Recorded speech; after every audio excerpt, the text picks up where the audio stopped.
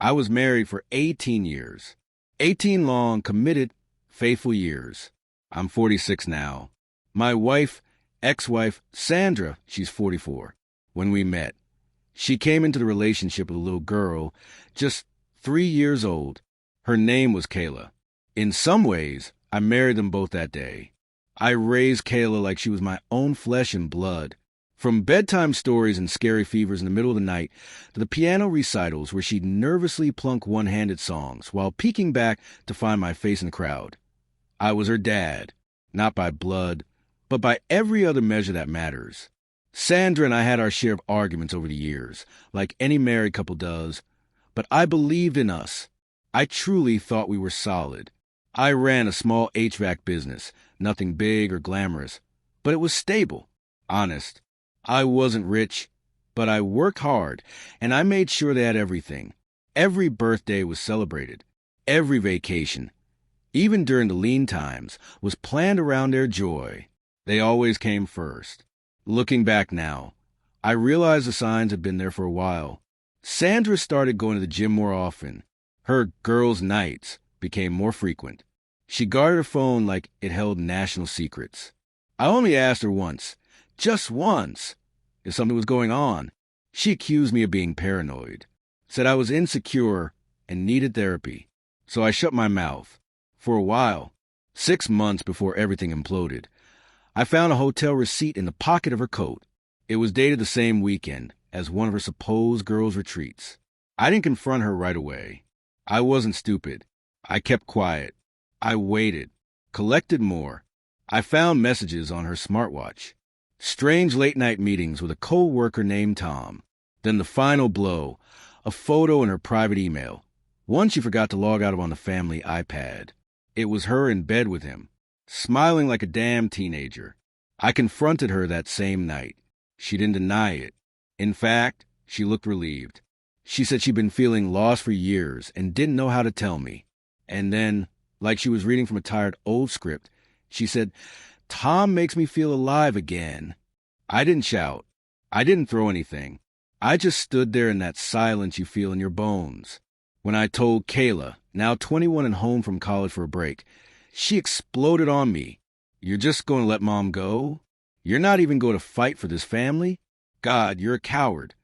That cut deeper than the affair. I gave that girl everything.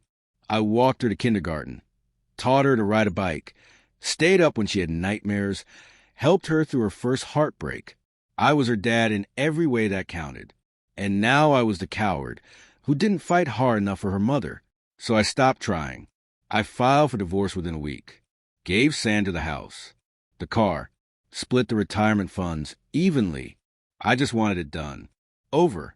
Then I made the hardest decision I've ever made. I relinquished my parental rights to Kayla. Not out of spite, not to hurt her, but because she had made it painfully clear I wasn't her father anymore. She no longer saw me that way. And I wasn't going to grovel for a title that had lost its meaning. I packed my life into boxes and moved 3 hours north to a small town where nobody knew who I was. Bought a fixer-upper with a crooked fence and a leaky roof and poured every ounce of myself into rebuilding it. Drywall, paint, landscaping. It became my therapy. I picked up photography, something I'd always been curious about but never had time for. I made new friends. Dated casually. No pressure. No chaos. Just peace. For the first time in 2 decades, I was building something that belonged to me alone. 3 months after the divorce finalized, I got a message from Kayla. "Hey." I overreacted. I didn't mean what I said. "Can we talk?"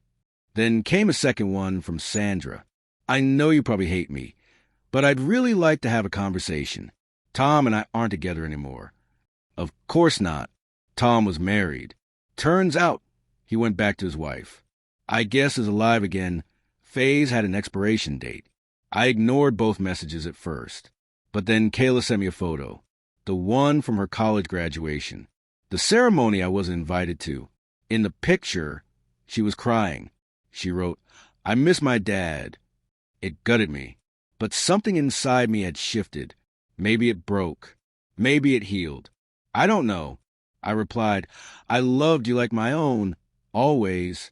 But the version of me you missed died the day you called him a coward. I truly hope you find peace, but I've moved on. I never replied to Sandra. Their endings wrote themselves. A mutual friend told me Sandra had to sell the house. Her new boyfriend bailed. She couldn't keep up with the mortgage.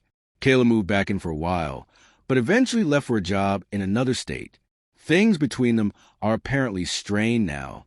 Meanwhile, I stayed put, still in that little town, still teaching a photography class once a week, still hiking with my dog, Rufus. People ask if I regret not fighting for my marriage. No, I fought for 18 years. I gave everything I had: love, loyalty, time, fatherhood. And when it all came crashing down, I didn't light it all on fire. I didn't lash out. I walked away with my dignity. Because sometimes the bravest thing you can do is leave the battlefield behind. A month after I shut the door on Kayla and ignored Sandra's message, I thought that would be it, that I was finally free. I was wrong. One afternoon, a thick envelope showed up at my door. Certified mail. Sandra's lawyer. At first, I figured it was some overlooked detail from the divorce. But it wasn't. Sandra was filing for spousal support. Let me be clear. In the divorce, I had voluntarily given her the house, the car, and half our savings. She never asked for alimony, never mentioned needing it, said she didn't want to make things ugly. Now, months later, she was claiming she couldn't maintain her standard of living. She said she had become dependent on my financial and emotional stability over the years, and that I had abandoned the marital responsibility prematurely. Prematurely, after 18 years. At first, I laughed. Then I got angry. But I didn't yell. I didn't explode. Instead, I found the best attorney I could in the area. Her name was Carol. No nonsense. Sharp as a razor. She read the petition and raised her eyebrows so high I thought it might float off her forehead. She really thinks the court's going to buy this? She said, flipping through the pages. Let's remind her who left who. We gathered everything. Every receipt. Every text message. Every hotel bill. All the messages. The emails. I even handed over the photo and the timeline of when she started seeing Tom, nearly a full year before we separated. Carol built a case that didn't just offend me. It told the full story. The hearing came fast. Sandra walked into court wearing a gray suit, her hair pulled back tight, makeup caked on to look solemn, but her eyes still had that edge, that defiance. She didn't look like someone who was broken. She looked like someone pretending to be. Her lawyer spun some tale about emotional neglect, about how she gave up her career to support my ambitions, that I had abandoned her when she needed me most. Then Carol stood, calm, collected, unapologetic. Let's talk about emotional distress, she said. Let's talk about the affair that took place in a hotel room while she was still married, about the nights she left our client to raise her daughter alone while she played pretend with another man, about the settlement she received, generous and voluntary, that she squandered. Then she delivered the final blow. Carol entered Kayla's message into the court record, the one where she called me a coward for not fighting for the family. Even the daughter she claims he abandoned acknowledges that her mother ended the marriage. Mr. Carter merely respected their choice. The judge didn't say much, just that he'd take time to review everything. On the way out, Sandra glared at me. She leaned in and hissed, "You're still heartless." I didn't respond. There's no arguing with someone who thinks love means submission. 2 weeks later, the ruling came in. Request for spousal support denied. The court found that Sandra was not entitled to further compensation, that she had voluntarily ended the marriage, had already received a fair and substantial settlement, and had failed to manage her resources.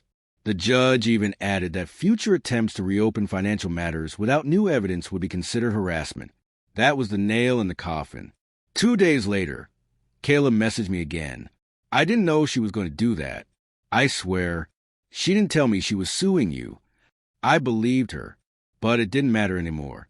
Too much had happened. I didn't feel anger, just emptiness.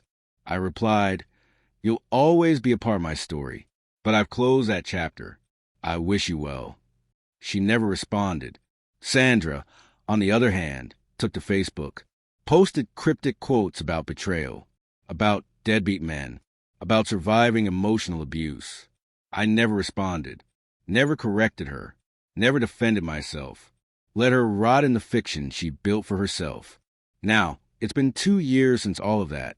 I'm still living in that same quiet town, still teaching photography, still hiking on weekends with Rufus. I met someone. It's not serious yet, but it's honest. She knows everything, and she respects my silence more than any dramatic declarations. Sandra, I hear, moved in with a cousin after losing the house. She works part-time now. She's trying to get Kayla to move back in, but that bridge seems burned too. As for me, I don't regret anything. Not the silence, not the walk away, not even the courtroom fight. Because some people don't want reconciliation. They want reintegration. They want back in just to tear it down again. And I've already rebuilt mine from the foundation up, with peace, with dignity. Without them,